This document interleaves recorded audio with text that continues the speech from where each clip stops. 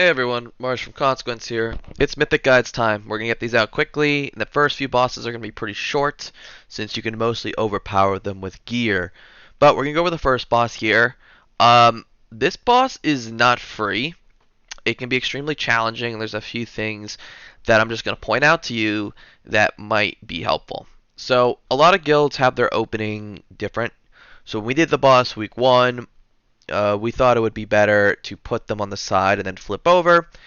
But other guilds will just start in the back of the room and work their way forward. So that's really up to you. So you can see we had 3 markers down and we put the lines in a straight line.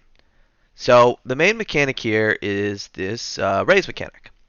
Now the rays here are going to spawn on 3 random players, and the players need to take out the pools. That's how you stop the beam from following. If you run over an old pool, it does, or old pool or old line, it does consistent damage. And if you cross the lines, it will do damage. So it's very, very critical that you space out your drops and you have them in a coordinated way. So you see here, we dropped the first 3 here, and now there's 4 since we faced the boss. And we try to get it into a straight line. Notice how we're trying to leave a gap between these so players can stand behind, because if they're overlapped, then you're going to get a tick of the lines hitting the poles.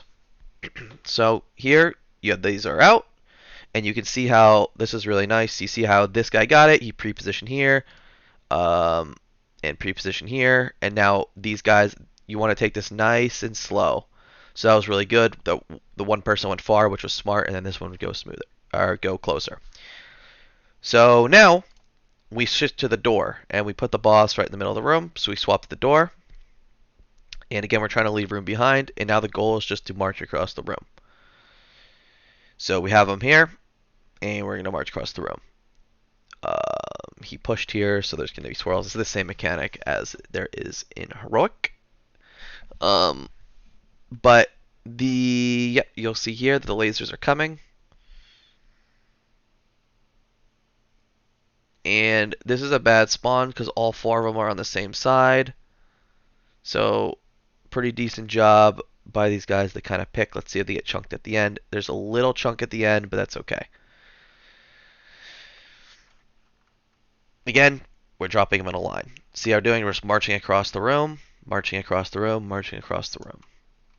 Now, this is going to repeat, and just like, again, this needs to be done nice and slow. There's no rush. There's no DPS check. Your goal is to not trigger extra damage, ever. That is the goal of the encounter, and that's all that you should be worrying about.